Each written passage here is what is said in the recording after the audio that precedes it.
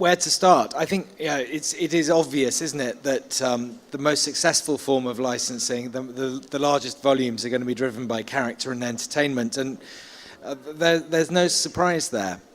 But of course, that's not the whole story. There are many other aspects of licensing, and each of them have their own positives and negatives. From my own perspective, of course, I don't deal in character. I represent the University of Oxford, which I suppose you'd probably have to call a corporate brand for the purposes of this description, but we're not very corporate. Essentially, there are various different reasons, in my experience, why a licensed property works. And it's always, isn't it, about talking to each other, finding out what your objectives are as a retailer looking to take a license range, as a licensee looking to invest in a new licensed property. And there are pros and cons for every aspect. You've got to think about which product category you're going to develop into. Are you in apparel? Are you in art cards or home interior product? What are your objectives? Are you looking to make a lot of money very fast, or do you want something that is going to be around for a long-term program? I think what I'm often asked is why licensing is not always just about character and entertainment. And the truth of the matter is that while the Star Wars movie that Marty was talking about earlier is due to release in cinemas in December this year, and the licensed product is ramping up around the world, it will be forgotten reasonably fast. So retailers and licensees have a pretty short window, maybe if they're lucky 12 months, in order to maximize the sales of that product before the next movie comes and takes its place, and that's going to be a Marvel film or something else entirely. So the truth is that character entertainment is all about taking risks, is about putting an awful lot of investment into a product that you've got to sell through in a really short period of time. And that kind of business is not for everybody. So there are other forms of licensing, which, while not perhaps of the rock star status of Star Wars, will also serve you very well. And some of them that we talk about, celebrity, which again, of course, your property is only as valuable as the celebrity who endorses it. Art licensing, charity, corporate. There are many different aspects to this. And I'm really pleased to be joined on the stage by my fellow panelists, who I'm going to start asking questions of, and hopefully you'll feel that you've heard enough from me. So if one of you wants to pick up the microphone. Okay, so can you describe, first of all, the business that you run and the properties that are involved with that? Sure.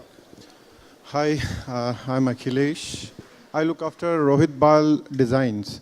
Basically, Rohit Bal is a czar of fashion industry in India. He was a pioneer in India as far as fashion is concerned. He's called Louis Vuitton of India. So we have a very niche market. The price range goes from 1 lakh to 50 lakhs to 70 lakhs. It's like having a BMW in India by wearing Rohit Bal. It's an aspirational brand for entire Indian market. So thereafter we launched another brand called Balance. Balance by Rohit Bal. This is a fine balance from the elite one to the middle segment consumers. For that, we are looking for a licensee. As far as licensing is concerned, here we deal with a number of people that share our views and our ethics in the market. And that's... Okay. Manish? Obviously, I'm sure our brand needs no introduction in India, because I think the brand recognition is almost 8 out of 10 Indians know what it is. It's associated with, obviously, Salman Khan, the biggest superstar of the country right now. Also is a big philanthropist. So the whole USP of the brand is fashion, celebrity, and charity. I think it's a very unique business model which nobody else has done so far, and done it so successfully. Uh, the whole idea is, touching the socio-ecological side of business, and do a business which is social business, I would say. And I think in the last 3 years, the way we've grown, no other brand in India in the apparel category has grown. We have almost 500 point of sales globally. Uh, we are one of the first few Indian brands which has gone global in a real way. We are already selling the brand in about 17 countries, the entire Middle East, parts of Europe, and now we are going to places like Canada, US, UK. Uh, the good part about the brand uh, being human is not only the philanthropic side or the the superstar side, which adds glamour and glitz to the brand, but also the product is great. We worked very hard on the product to make sure it's affordable. We are catering to the mid to premium level clients, and we are moving towards premium also in terms of percentage, but we are targeting mainly the mid-end segment, which is the biggest, the new middle class that you say in India. That's one of the largest segment. Also attaching a lot the brand to the youth, who get into supporting the acts of philanthropy, charity. It's fashionable, it's cool, it's young, the quality is fantastic. So I guess we've got all the aspects right in terms of the mix in terms of products. So that's what making the brand work. For the love of the celebrity, somebody would buy it once, but if the quality is bad, nobody will indulge in it again. So we are a growing brand. We are still young. We have 500 selling points, but still very young, 3 years old. I think there's a long way to go and a lot of ground to cover. So that's about it. Thank you. So this is fascinating, and please forgive me for not being more familiar with your brands. But what you've both talked about so far is physical store presence. And I'm very interested in hearing how you feel the incredible rise in e-commerce and the Indian consumer turning first to their phone or their computer to look at brands has changed your strategy. Do you have a large e-commerce distribution? If not, do you want one? Yeah, we see e-commerce is something that you cannot ignore today, because it's the matter of fact, and more people are the people are short of time. They want ease at the tip of their palms, especially the youth who's very gadget savvy indulges in it very often. E-commerce has, I've attended a lot of seminars and conferences where people are talking about disruption of business. People are talking about e-commerce, eating up the brick and mortar format. But I really think that today every product or every brand needs to know that e-commerce is a reality. It's a fact of the matter, and they have to adopt themselves to work in a way where they also capture that market share. As a matter of fact, 15% of our top line in our business comes from e-commerce, which is huge, because we have a star who endorses the brand, who's the highest followed guy in the country. He's got 35 million followers only on social media, probably the 105th in the world as an individual. So we cannot ignore and not tap that market. Obviously, you've got to be drawing a few lines when you do e-commerce with the partners. Say we are selling our products on Myntra, Flipkart, Jabong, Koovs, Snapdeal, every other platform, because we know that there are a certain segment of people who go there and indulge and shop, and you need to cater to them and not lose that market share.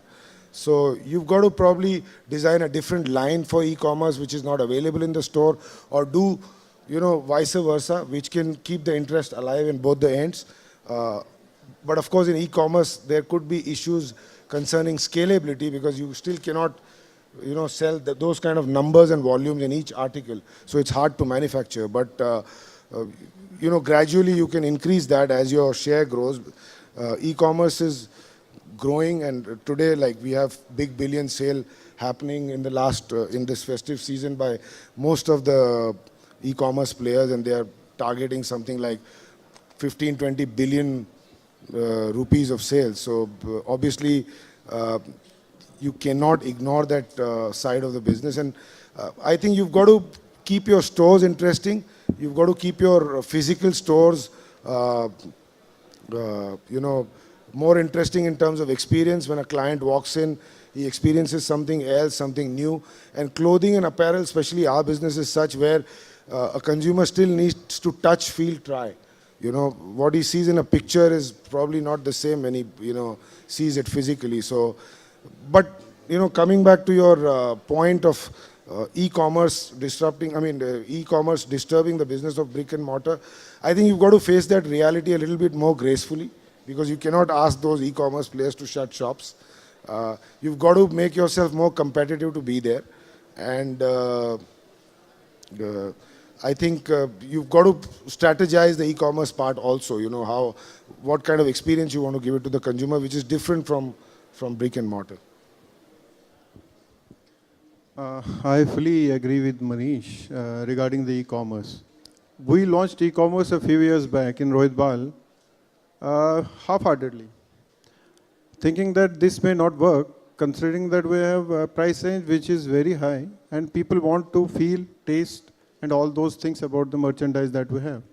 We have lehengas which cost around 10 lakhs, 5 lakhs, 15 lakhs, 40 lakhs, and it can go up to 70 lakhs also. So putting those particular products or merchandise on the e-commerce was a great and testing time for us. So we developed a range called Diffusion range, which is below this particular range up to 4 lakhs, 3 lakhs, right from 50,000 till 4 lakhs. Initially, we were not much successful, again, because price range is too high. But we continued our focus towards this e-commerce, apart from our retail outlets. I think after a year down the lane, we started getting a lot of good orders, maybe 10, 12 a year. This is a very good order, considering that we had a range which is higher than any other brand, considering the ready-made garment industry is concerned. Thereafter, next year we launched our main couture range in the e-commerce. And that started our e-commerce full throttle. And you will be surprised to know that we are getting orders throughout the world on e-commerce. And the range that you will be surprised is that 30 lakhs, 17 lakhs, 55 lakhs that we are receiving single order, single merchandise order of 30 lakhs, 40 lakhs, 17 lakhs, 18 lakhs. So people are accepting. They don't want कि यार जाना ही है वहाँ पर. They don't feel that we have to go to the retail outlet. We have customers from America also, from London. We have customers from Tokyo also. They are taking it. Particularly Indians, of course. Basically, we're traditional Indian attire we are providing to the customer. So retail as well as e-commerce are going hand in hand. We can't deny that retail and this cannot be separated at all. Another aspect of e-commerce is that it puts your brand on a different platform. People throughout the world can understand what you are doing. Your new range. I will tell you, we had a very recent, on 1st of August, we had our own fashion show in New Delhi, FDCI. That is on the display in the website. So people can understand what Rohit Bal is doing in India. And on 22nd and 23rd, we are in Dubai. So people now are understanding what Rohit Bal is all about. Although this brand has been started in 1990, we were not that particularly hard working in the way that we should have been. Now we are there. So retail as well as e-commerce have to be there. Anyway, we can't deny. And we have to be very practical about that. Okay, thank you very much. So I'm really interested in the fact that both of your businesses, and mine, to be honest, are proposition-based. They're not just piling fashion high and selling it cheap. You guys have got a story to tell alongside your product, and that's what adds the value, what makes it a brand, not just a commodity. So how do you make sure that that brand is brought out in the visual merchandising and the marketing and promotion that you do for your brands? How does that, how do you ensure that that continues? Considering that the merchandise that we do deal with is a very high aspirational merchandise for Indian customer, or for that brand, that matter outside India also. We do fashion shows. That's our main key that we do. We do twice a year. We do fashion show, summer preview and winter preview that we do. Merchandise, the quality of the merchandise that we deal with is the best in the fashion industry, the best. That is why it is selling at the price that is being sold. Considering we have a price range of 10 lakhs, 5 lakhs, 15 lakhs, we have to give the quality to the customer. Otherwise, customer can't afford that. He won't come to me next time. So we're losing a customer. And that customer is not a customer which is a low middle class customer. It's a very elite customer. High-end customers of the India. And coming to the point that we had raised previously also, e-commerce, as far as e-commerce is concerned, since we have a great success in e-commerce in Rohit Bal, we launched another brand, as I have already told you, Balance. So it's on a testing phase as of now on the e-commerce, and we're getting phenomenal success in e-commerce. So it is there. Well, in our case, the brand name itself is a statement. So whatever we do within the brand has to stick true to the DNA of the brand. So when you walk into our stores, you'll see a very modern vintage kind of a design, which is recycled and repurposed things. You'll find old radios, old televisions. We always support causes which are socio-ecological. We have a separate window for organic clothes because there is a growing community who's buying bio products and organic products. So that is also being human because you're looking after the environment. We employ in every store one specially abled person who is maybe deaf and dumb, who cannot hear, who's a dwarf, or who's got some kind of a physical disability. So that's also supporting people to join the club of being human. So also as a brand, we are projecting our image in a right way. We have various events through the year, which are totally unlike doing fashion shows or unlike doing parties and alcohol and those kind of things. We engage in activities like Greenathon, Cyclothon, blood donation drive. Maybe we'll do an event where we want everybody to go give us old clothes and old books of the students so that it can be recycled. We celebrate Girl Child's Day, World Environment Day.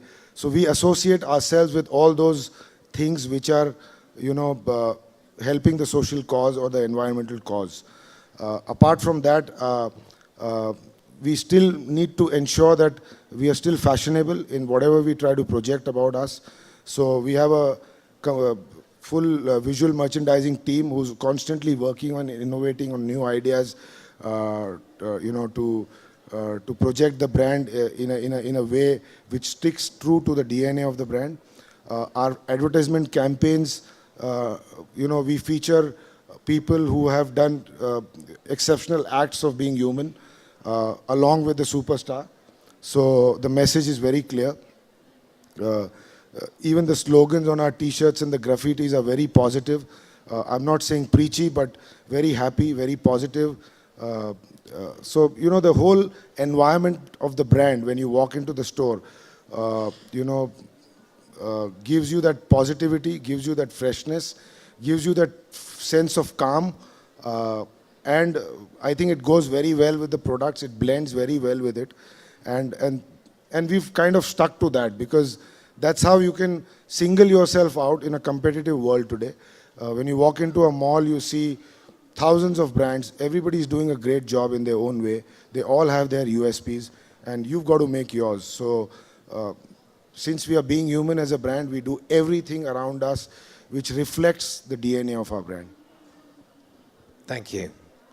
So I am acutely conscious that we're at a licensing summit here, and we ought to talk a bit more about licensing.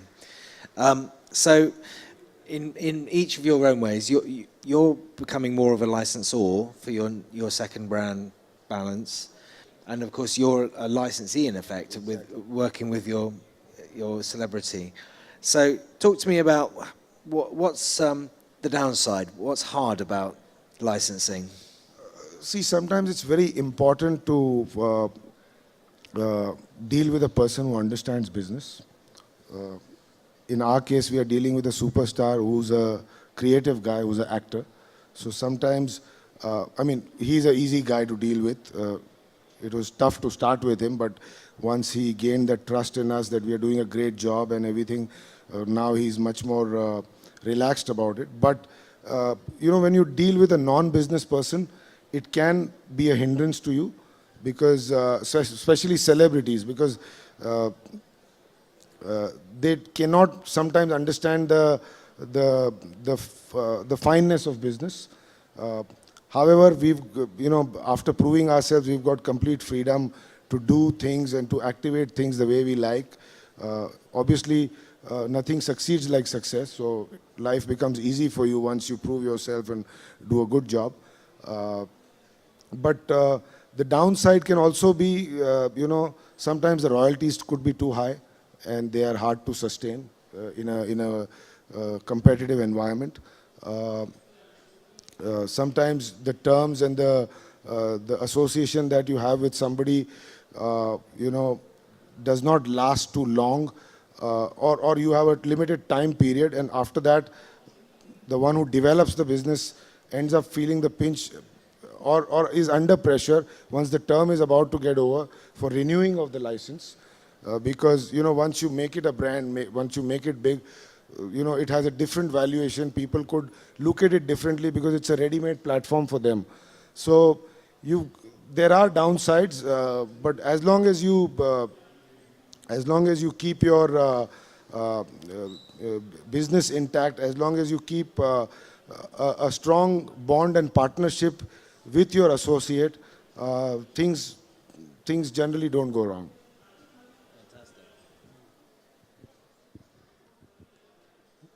Being a licensor, we have to see the different parameters of the licensing as far as the licensee is concerned. He has to synergize in our way of working, in our way of moduling the entire gamut of the business. He must be trustworthy. The relation should be very durable. He should understand what business we are in, rather than a business which he understands. He has to understand the business point of Rohit Bal, rather than his own sort of business that he is already dealing with. Of course, he should be from the ready-made industry. That will be a blessing in disguise. Another important aspect that we should have in consideration is licensor should have a trustworthy factor as far as companies are concerned. And a relation should be very durable, very sustainable. He should be very hard-working. He should put a lot of efforts in it, so that the relation has a longer tenure rather than unforeseen discontinuation. So, partnership. Okay, thank you.